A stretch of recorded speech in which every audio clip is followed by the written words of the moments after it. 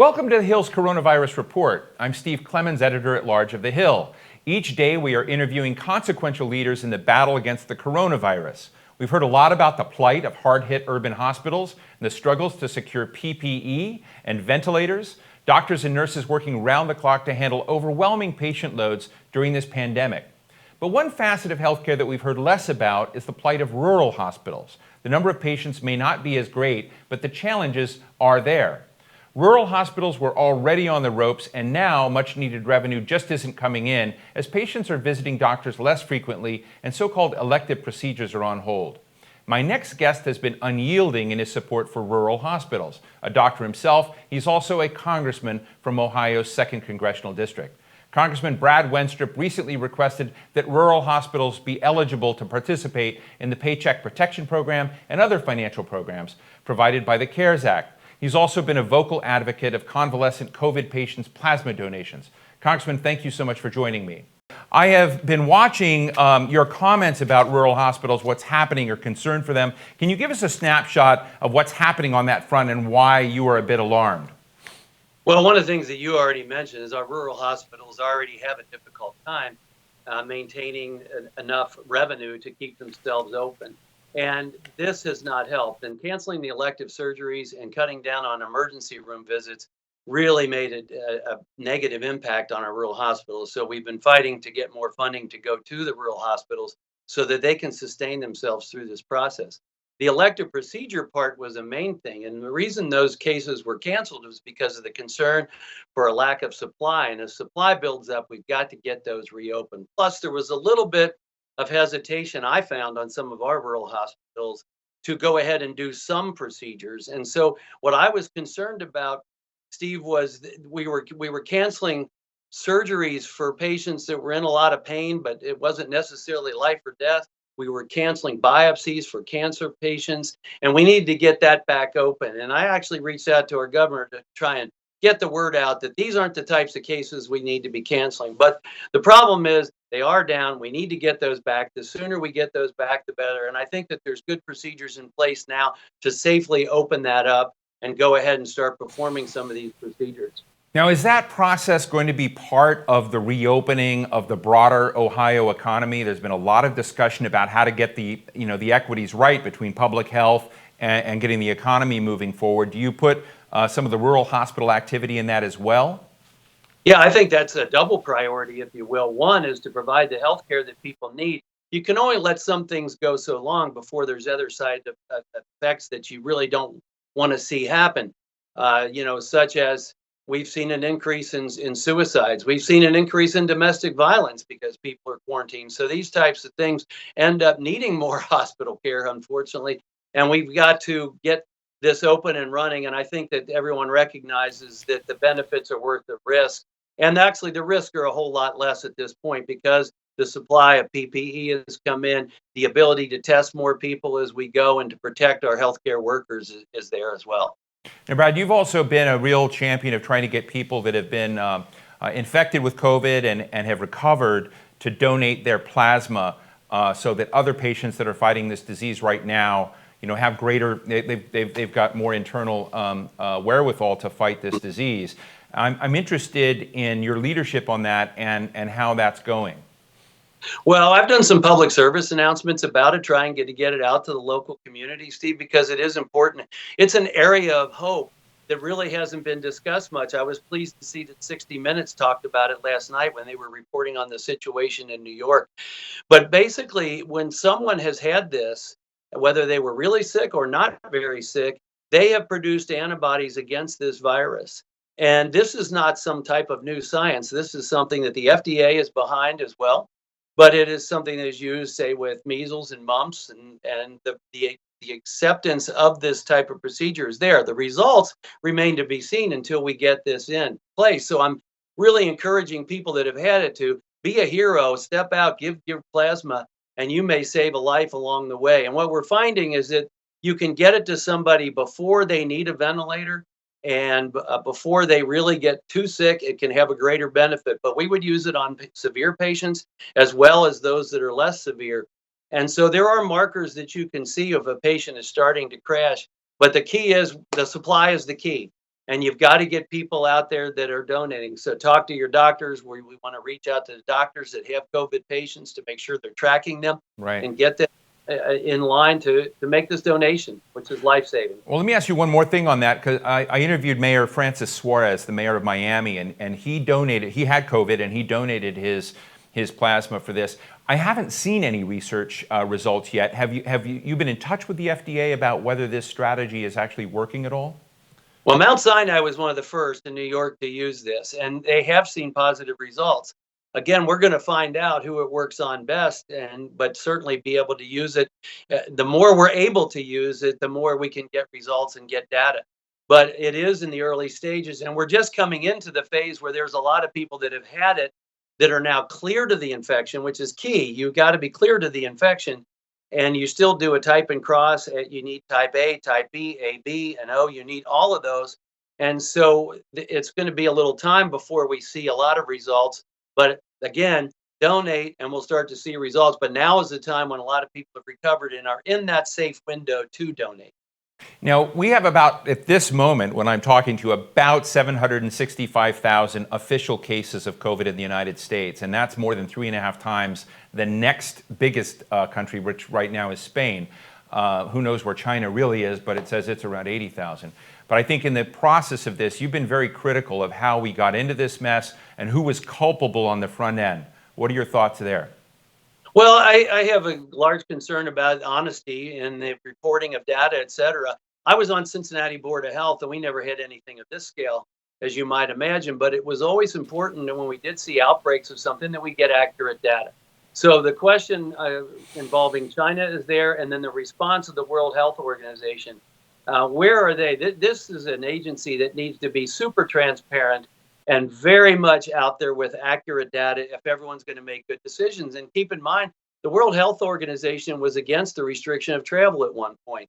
The World Health Organization said you can't get it from human to human contact. And we now know that you can, and that we should have restricted travel. And I'm glad that we did, because it might have been a whole lot worse.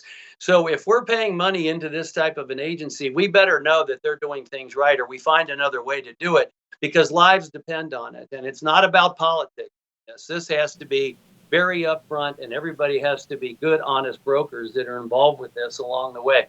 You know, I worry about the communist system, because if you watch the documentary Chernobyl, which was very good, by the way, the bottom line there with the Soviet Union at the time is it's not a lie if it benefits the state. And that's my concern with China right now. We've got to have open and honest transparency when it comes to the data if we're going to make good decisions, and also be able to share our intellect. To be able to share our intellect freely of what we know about a disease and how it's acting and what's working and what's not working. Right. I have gone back to read those WHO reports, and they certainly did not say to restrict travel. They certainly did not, issue some of the guidelines that I think President Trump jumped on at that moment. But we had our own internal analyses of things that were going on. Are you worried at all about the breakdown of our intelligence and the way our system operated, separate from the WHO? I mean, we had lots of internal red flags going and saying there's something bad going on here and we need to do something about it. But at the same time, we told, don't worry, it's over there, it's not here. I'm just interested what self-criticism we need to look at to get it right inside the United States. Well, part of it is that we have to realize how small a world it is today, and that international travel is so abundant, and that the world is a smaller place. And if you look at some of the previous viruses, some did stay pretty well contained in certain areas, and that's certainly what you're after. But we have to look at our system as well. There's no doubt about it. We can't just be sitting back and saying, well, the World Health Organization said this or that. We have to be able to take care of ourselves.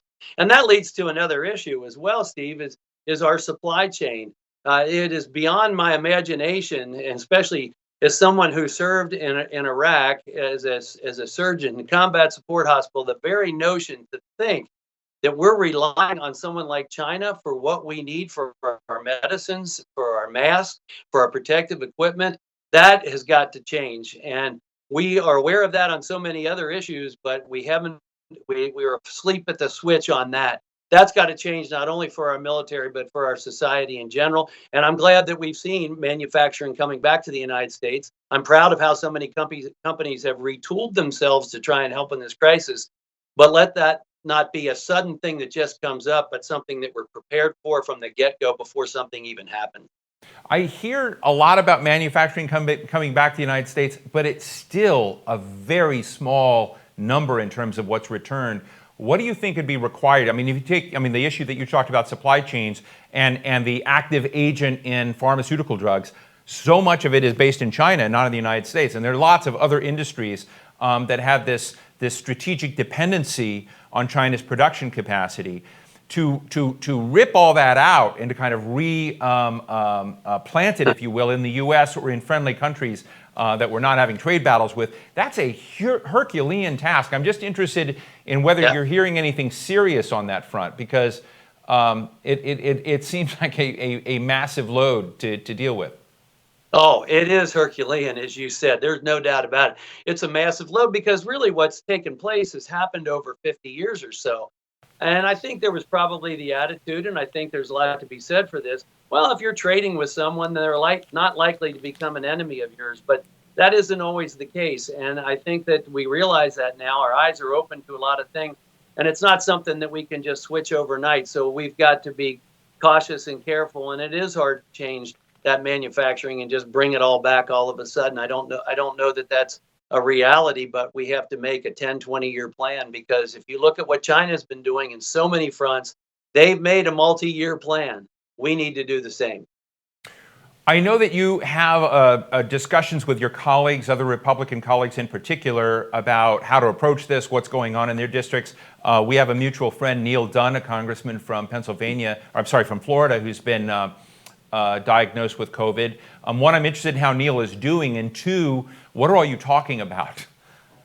Well, it's like we're in committee, but we're not. And it's kind of challenging because you get reports. We'll have a meeting with the various secretaries. And by the way, Neil is doing well. He was on the last couple of calls that we've been on, and everyone wished him well. As far as I know, every member that has gotten this is doing well. But thank you for asking. That's kind. So it's a very challenging situation. We're so used to being able to get together with each other and have conversations, and it's more one at a time. And so there's a time to come back to D.C., and it looks like some of us will be going back in the next couple of days. When it comes to the stimulus packages, and I think you've talked a little bit about the fourth wave and what would be needed, what is your critique, if you were to offer it, of what you folks have done now, both of what the Democratic and Republican leaders have put together? What's missing in that you think should be part of it? Well, one thing is it's never fast enough, but it has been faster than previous situations like this as far as getting things rolled out. And the intent is to get money into the hands of the American people and to allow employers to keep their employees, and the employees and everyone to be able to pay their bills is the goal, and get us through this in a temporary basis. We're finding glitches in what we've done and trying to work through those and maybe make some corrections. For a key example is the Paycheck Protection Plan.